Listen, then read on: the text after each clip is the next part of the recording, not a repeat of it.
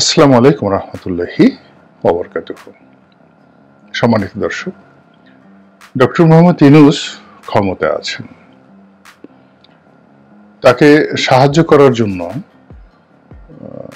একটি উপদেষ্টা পরিষদ রয়েছে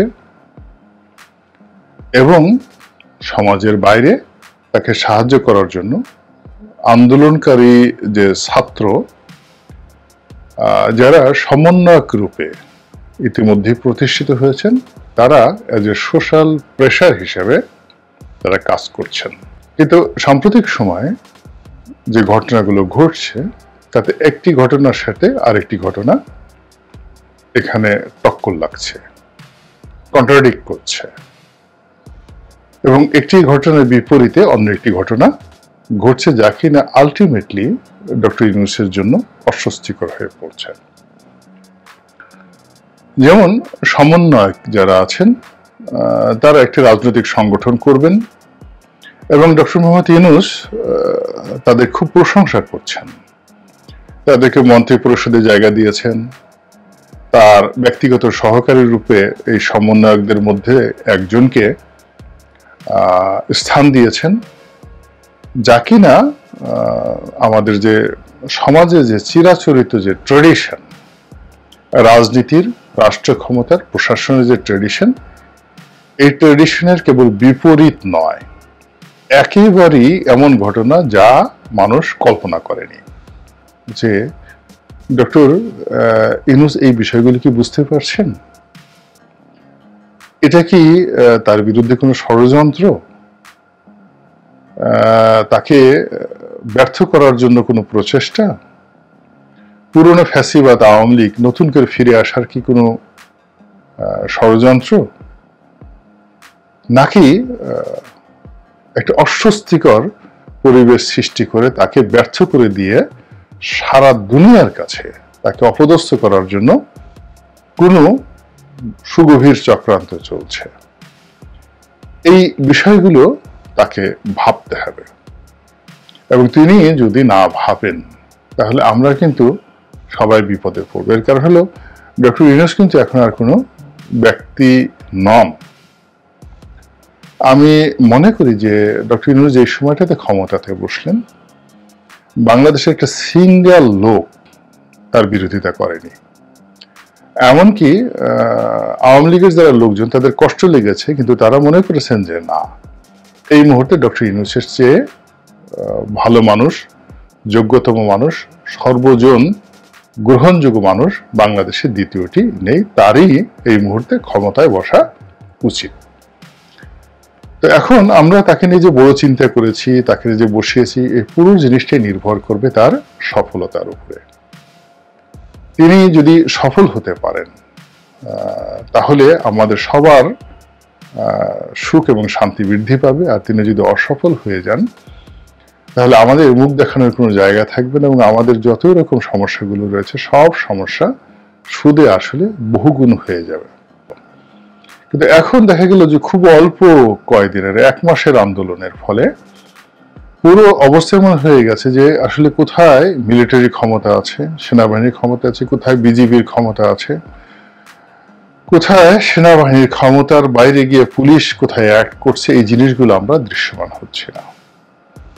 মানুষ একটা জায়গা থেকে আশ্রয় নিবে, নালিশ জানাবে, এই নালিশ জানানোর জায়গা চলে গেছে। এখন সবাই আগে যেমন মাজারে গিয়ে নালিশ জানাতো, তো এখন সেই অনেক লোক এসে, উগ্রপন্থীরা এসে মাজারগুলো পর্যন্ত ভেঙে দিচ্ছে। মসজিদে গিয়ে আপনি নালিশ জানাবেন, এখন জিজ্ঞেস করবে আপনি কি কওমি, আপনি কি আলিয়া, কোন নেসাবের মানুষ, আপনি কি জামাত করেন, নাকি আপনি হেফাজত করেন, নাকি আপনি তাবলিগ করেন। আবার যদি আপনি তাবলিগ করেন, এই যে মসজিদে আসছেন, আপনি কি জুবায়ের গ্রুপ করেন না অন্য গ্রুপ করেন, কোন মার্কাজের আপনি সমর্থক। তো এই বিভেদ, বিসংবাদ এখন আমাদের ধর্মালয়ে চলে এসেছে। আর এই মন্ত্রী পদে বসে তারা কি করছেন না করছেন সেটি বড় কথা নয়, তাদেরকে দেখে জনগণের যে চোখ যেভাবে টাটাচ্ছে, সারা শরীর যেভাবে চুলকাচ্ছে, সেই চুলকানির যে যন্ত্রণা, সেই যন্ত্রণাটা আলটিমেটলি ইউনূস সরকারের এজ এ হোল ভাবমূর্তিকে প্রশ্নবিদ্ধ করে তুলেছে।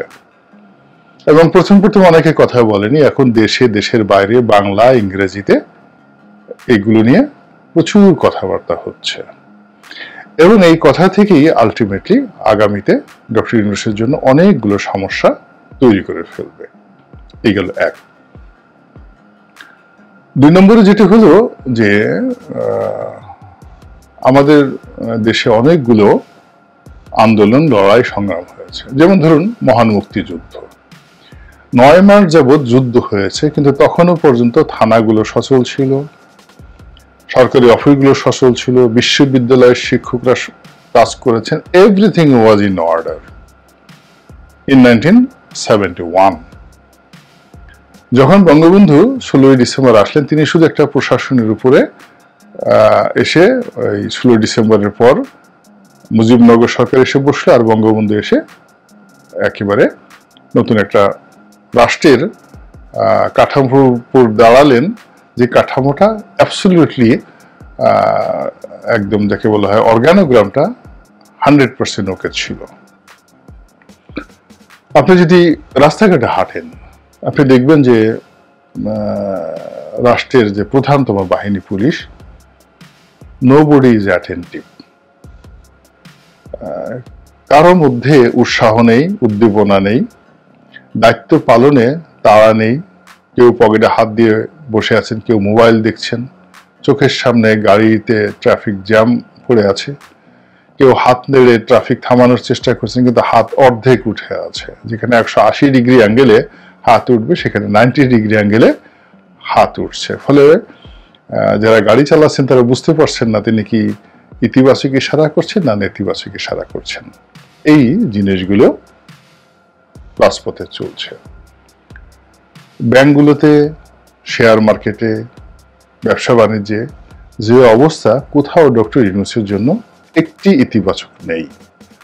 অনেকগুলো গুরুত্বপূর্ণ পদ পদবি মানে এত দ্রুত সেখানে পরিবর্তন হয়ে গেল, যেগুলো ডক্টর ইউনূস ইচ্ছা করে করেছেন বা তার ইচ্ছাতে হয়েছে, আমার কাছে মনে হয়নি।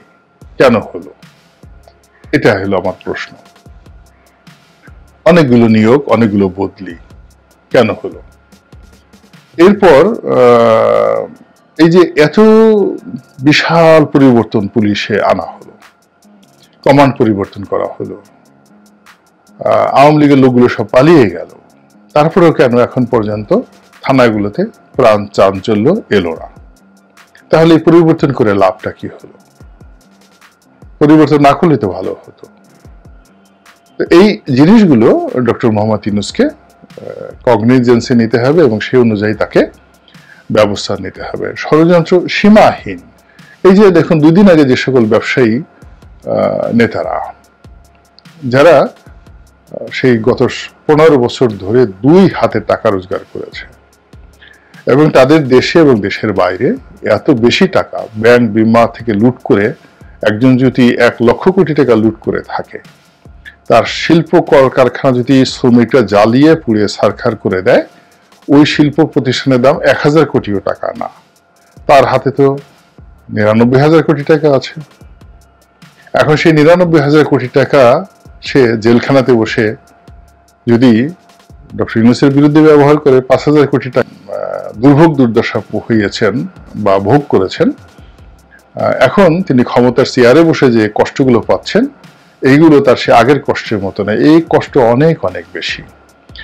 এবং এই কষ্ট মোকাবেলা করার জন্য, এই কষ্ট ধামাচাপা দেওয়ার জন্য এখানে চোখের পানির কোনো মূল্য নেই, হতাশার কোনো মূল্য নেই, শুয়ে থাকার কোনো মূল্য নেই, পালানোর কোনো সুযোগ নেই। এখানে যুদ্ধ করে এই ষড়যন্ত্র তাকে মোকাবেলা করতে হবে। তার হিম্মত লাগবে, শক্তি লাগবে, তাগত লাগবে, লিডারশিপ কোয়ালিটি লাগবে। তো এই জিনিসগুলো নিয়ে তিনি তার ষড়যন্ত্র মোকাবেলা করুন এবং তিনি বুঝতে পারেন যে সবকিছু স্বাভাবিকভাবে চলছে না। আগে তো তাকে বুঝতে হবে, he must have the understanding যে সবকিছু স্বাভাবিকভাবে চলছে না, এটা তাকে বুঝতে হবে। তিনি যদি ওখানে বসে শেখ হাসিনার মতো মনে করেন সব ঠিক আছে, সব মানুষ শেখ হাসিনাকে ভালোবাসে, সব মানুষ জয় বাংলার দল, এরকম শেখ হাসিনা তো শেষ পর্যন্ত সেই জিনিসগুলো মনে করেছেন। এই দেশ তার, তিনি সেনাবাহিনীর প্রধানকে নিয়োগ দিয়েছেন, তার কথা মতো সবকিছু চলবে, তার কথা মতো গুলি চলবে। তিনি বন্দুক দিয়েছেন গুলি করার জন্য। এরপর অন্যান্য যে সকল যাকে বলা হয় আন্ডারগ্রাউন্ডের দল ছিল সেগুলোর বিরোধ, জামাত ইসলামের বিরোধ, নেজাম ইসলামী পার্টির বিরোধ, মুসলিম লীগ তখন ছিল, মুসলিম লীগের বিরোধ, সব মিলিয়ে বঙ্গবন্ধু তছনছ হয়ে যাওয়ার মতো অবস্থা হয়ে গিয়েছিল তার। এবং তিনি সেই জিনিসগুলো সামাল দিতে পারেননি। সামাল দিতে না পারার কারণে তার পরিণতি কি হয়েছিল, তার সরকারের পরিণতি কি হয়েছিল, একটি স্বাধীন বাংলাদেশে যেভাবে অকাতের দুই হাতে বিদেশের অর্থ সাহায্য করেছিলেন, সেই অর্থ বটমলেস বাস্কেট এর মতো অবস্থা হয়েছিল। ফলে দাতা যারা সংস্থা তারা হতাশ হয়ে গিয়েছিলেন যে বাংলাদেশকে আর টাকা দেয়া যাবে না। এর কারণ হলো এখানে যা কিছু দেয়া হয় তলা দিয়ে পুড়ে যায়, এটা তলাবিহীন ঝুড়ি, বটমলেস বাস্কেট, সেই যে বিখ্যাত হেনরি কিসিঞ্জারের সেই কুখ্যাত কথা। এখন ব্যাংকিং এর যে সমস্যা, সংস্কারের সমস্যা, ওরে মন্ত্রী বানানো, এরে বাধ্য, এইগুলো অনেক অনেক পেছনের সমস্যা। তার সামনে একটা ক্রাইসিস হিসেবে যে প্রবলেমগুলো আছে প্রতিটা মুহূর্তে, সেই ক্রাইসিসগুলো তাকে বুঝতে হবে, সে ষড়যন্ত্রগুলো তাকে বুঝতে হবে, অ্যাসার্টেন করতে হবে, এবং এই সমস্যা সমাধানের ব্যাপারে তাকে কার্যকরী ব্যবস্থা নিতে হবে। দোয়া করি, প্রার্থনা করি তিনি যেন এই সমস্যাগুলো সমাধান করতে পারেন।